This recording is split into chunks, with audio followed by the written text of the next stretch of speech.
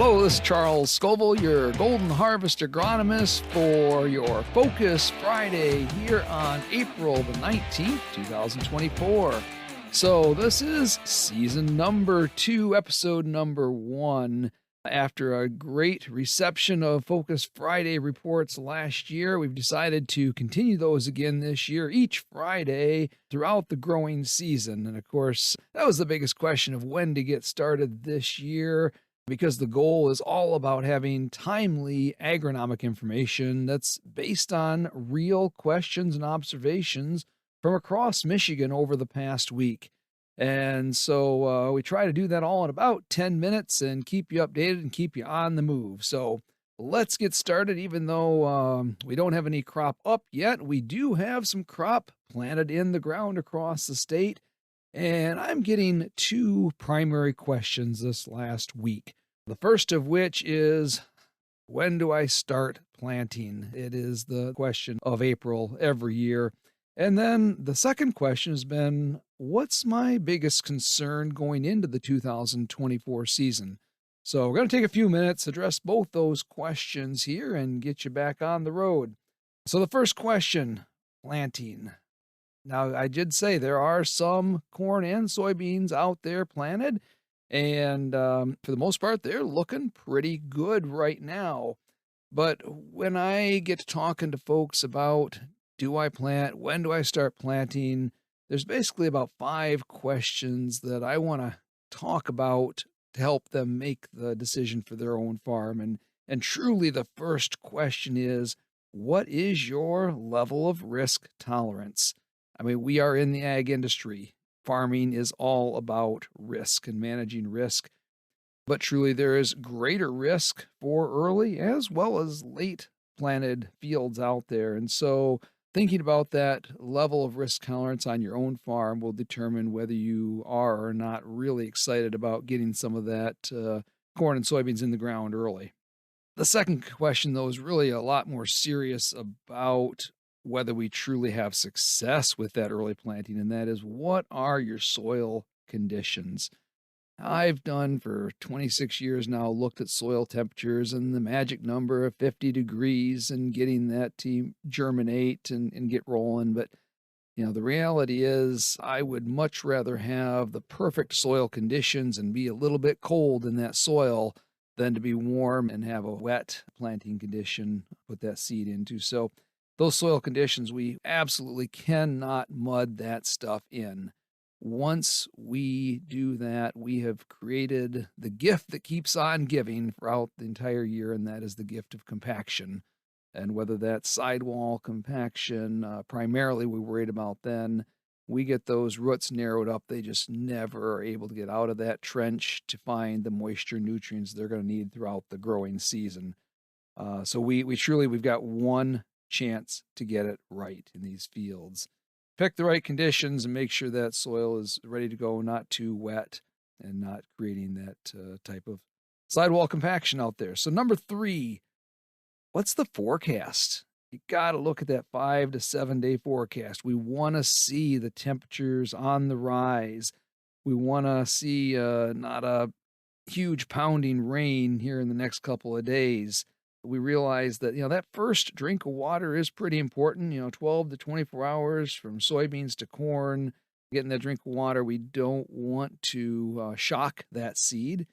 And so if we can get it in the ground and the temperatures during the day get up to some warmer temperatures, we can get that germination to begin, and we can start taking those first drinks of water. But we want to be careful on not having that moving downward in temperature on the forecast, especially corn. It is just so sensitive to a cold drink of water. Number 4 of the 5 questions that I like to ask is, there's a reality of how many acres do you have to cover and how fast can you get it covered in a day? Because the more acres we have to cover, sometimes the more risk we have to take just to get it all in the ground. And the last question is, have you done your homework? Have you done your pre-work? Is tillage, if you're using tillage done, burn down, You made all those planter adjustments. You got a good fertility plan in place. I like to share this story. I still remember it was probably 18 years ago now, but went out to do a corn plot with one of our folks, just a customer that was helping us out. And, we get everything ready, line up the plot seed. He brings the planter out, drops the planter in the ground. He said, "Yeah, I just got it out of the shed here." And so we start taking the covers off the planter boxes. And in the very first row, I look down and there's this white sheet of paper. I go, "What's going on here?" So I reach down, grab it, and it's a note this farmer put in there when he put the planter away last year. It said, "Make sure to fix unit number 1 before planting next year." So, a few hours later, we got everything fixed and got started planning the plot. So, making sure that everything is in good condition before we get to the field.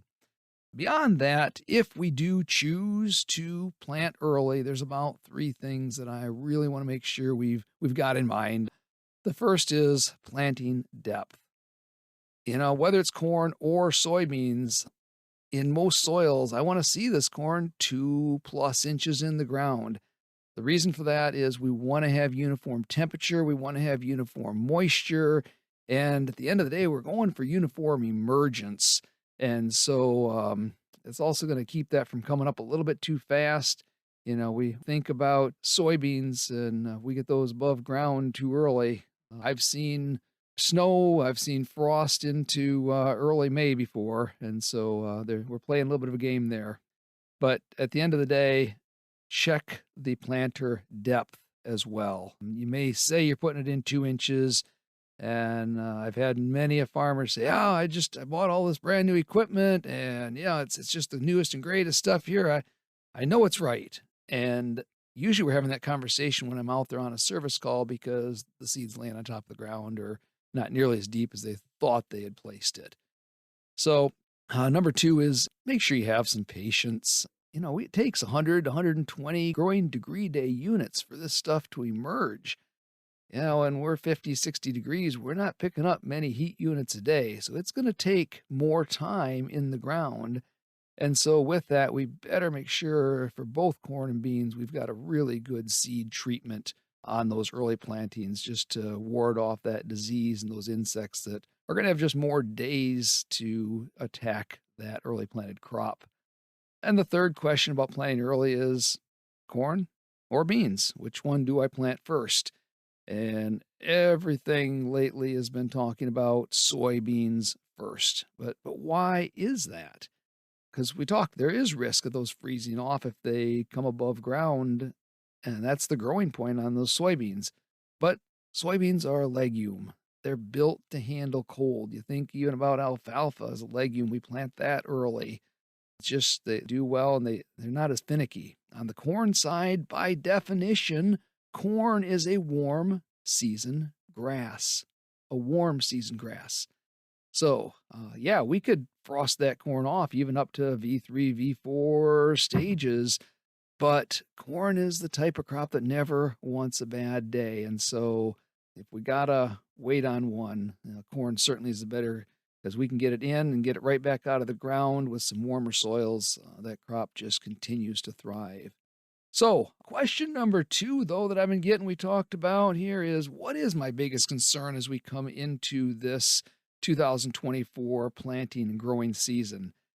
And I think back to the fact that we have had a really warm winter. And so there's a couple things that just have me concerned. And the biggest part is under soil structure. Without that freeze thaw cycle, we didn't get that natural breakup of the soils. So the soils are a little tighter than usual. And, fall harvest was tough on us. We had some fall ruts out there that we did everything we could, but we had to get the crop out of the field. And getting that out of the field caused us to do things that we normally wouldn't have done. Now, my fear, we're going to take a tillage tool over the top of that. We're going to level that field right off. It's going to look nice. The reality is the compaction is still there.